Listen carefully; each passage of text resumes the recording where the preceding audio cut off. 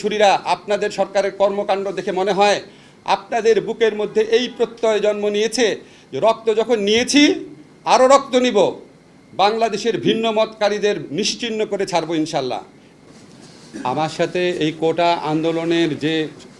আন্দোলনের যে ইস্যু সেটার সাথে কোনো সম্পর্ক নাই, বিকজ আমার আর কোনো চাকরি দরকার নাই। আমার সন্তানদের সাথে এই আন্দোলনের সম্পর্ক নাই, তারা এখন অনেক ছোট, তারা এই আন্দোলনে যায় নাই। কিন্তু আমিও প্রতি রাতে ঘুমাতে পারি না। কালকে ফোন এসেছে বেসরকারি বিশ্ববিদ্যালয়ের ছেলেমেয়েদেরকে ভাটারা থানায় ধরে নেওয়া হয়েছে, অত্যাচার করা হয়েছে। কালকেই ফোন এসেছে বাংলা বিভাগের একজন ছাত্রকে ধরে নিয়ে যাওয়া হয়েছে। কালকেই ফোন এসেছে একটা জায়গায় ব্লক রেড করা হচ্ছে, কথা শুনতে পাচ্ছিলাম না। এর আগে শুনেছি আমরা বিভিন্ন জায়গাতে কারফিউ জারি করে চারদিকে ঘিরে ধরে হেলিকপ্টারের আলো ফেলে বাংলাদেশের ছাত্র তরুণ কিশোরদেরকে গণগ্রেফতার করা হচ্ছে। গায়ে দেখা হচ্ছে আঘাতের চিহ্ন আছে নাকি, আঘাতের চিহ্ন মানে হচ্ছে সে আন্দোলনে ছিল, তারপর গ্রেফতার করা হচ্ছে। আমি ঘুমাতে পারি না যখন আমি শহীদ মুগ্ধর গল্প পড়ি। যেই ছেলেটা আন্দোলনে গিয়েছিল বিস্কিট আর পানি দেওয়ার জন্য, সবাইকে বলছিল পানি লাগবে কি না, এরকম একটা ছেলেকে মাথায় গুলি করে হত্যা করা হয়েছে।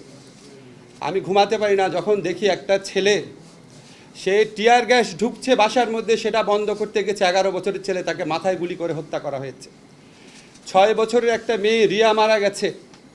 4 বছরের একটা শিশু বারান্দায় মারা গেছে, বারান্দায়, ছাদে, ঘরের ভিতরে শিশু কিশোরদের হত্যা করা হয়েছে। আজকে আমরা শুনতে পাচ্ছি যে 267 মারা গেছে।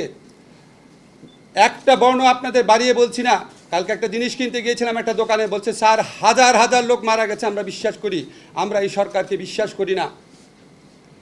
আজকে যখন এই রকম হত্যাকাণ্ডের ক্ষত যন্ত্রণা আমাদের বুকে, দেশের প্রত্যেকটা অঞ্চলে ব্লক রেড করে আমাদের তরুণদেরকে, কিশোরদেরকে, ছাত্রদেরকে গ্রেফতার করা হচ্ছে, নির্যাতন করা হচ্ছে, তখন আমাদের মনে প্রশ্ন আসে, এই সরকার কি বাংলাদেশের তরুণ, বাংলাদেশের ছাত্রদের বিরুদ্ধে যুদ্ধ ঘোষণা করেছে?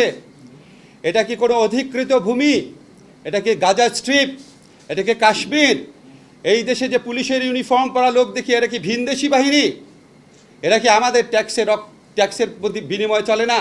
এরা কি আমাদের অর্থে লালিত না? এই অস্ত্র কি আমাদের অর্থে কেনা না?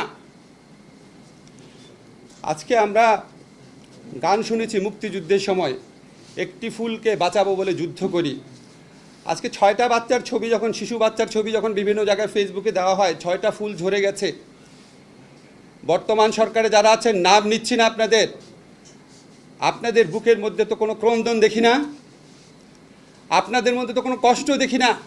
সারাক্ষণ স্থাপনা স্থাপনা স্থাপনার জন্য কষ্ট। এটা তো আমাদের টাকায় করা, আমরা কষ্ট পাবো, আমরা যন্ত্রণায় ভুগবো। আপনার তো মেট্রো রেলে চলতে হয় না, আপনারা তো রাস্তায় যাওয়ার সময় সমস্ত মানুষকে আটকে রাখেন বেআইনিভাবে। আজকে এই 6টা ফুল যে ঝরে গেছে, আজকে যে 19টা অপ্রাপ্ত বয়স্ক মানুষ মারা গেছে, আজকে 21 জনকে বেওয়ারিশ লাশ হিসেবে দাফন করা হয়েছে। আজকে কালকে দেখলাম একটা মাকে ভিডিওতে রাস্তার মধ্যে কাঁদতে কাঁদতে আছড়ে পড়ছে যে আমার ছেলেটা কোনো আন্দোলনে ছিল না, বাজার করতে গেছে, তাকে গ্রেফতার করা হয়েছে। এই সরকার কি সমস্ত তরুণ কিশোরদেরকে গ্রেফতার করবে?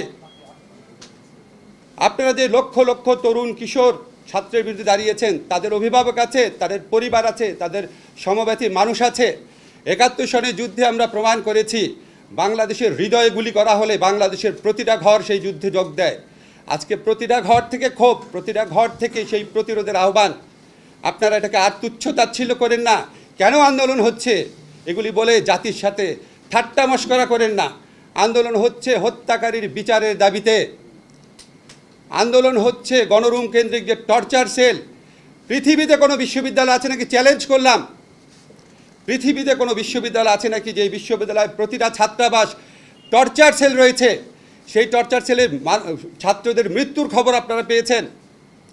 জোর করে কৃতদাসের মতো গেস্টাপো বাহিনীর স্টাইলে সেখানে অত্যাচার করা হয়। এগুলি তো মিথ্যা কথা না, দিনের পর দিন পত্রিকাতে এসেছে। আজকে সেই গণরুম কেন্দ্রিক নির্যাতনের অবসান চেয়েছে ছাত্ররা। কেন আন্দোলন বুঝতে পারেন না?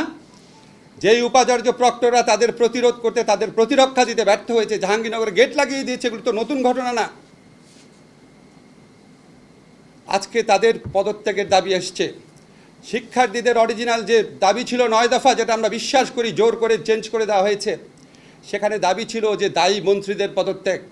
আজকে এই দেশের তরুণ কিশোরদের বিরুদ্ধে 70-80 বছরের বৃদ্ধ গতায়ু প্রজন্মের মন্ত্রীরা তাদের বিরুদ্ধে ছাত্রদেরকে লেলিয়ে দিচ্ছে। আমাদের দেশের তরুণ সমাজের একটা অংশকে কৃতদাস এবং গণরুমে টর্চার সেলের ভিকটিম বানানো হয়েছে, আরেকটা অংশকে খুনি বাহিনী বানানো হয়েছে। এই প্রক্রিয়াতে যারা সরাসরি যুক্ত, যারা সরাসরি নির্দেশ দিয়েছেন, তাদের বিচার চেয়েছে।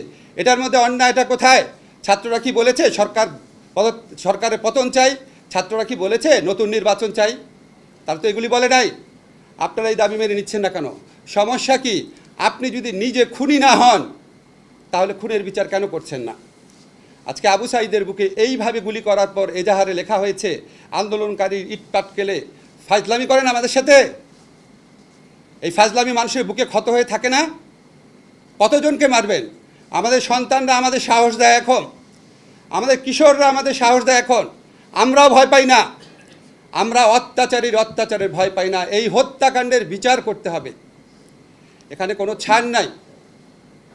আজকে শোক দিবস পালন করেন, রসিকতা করেন জাতির সাথে।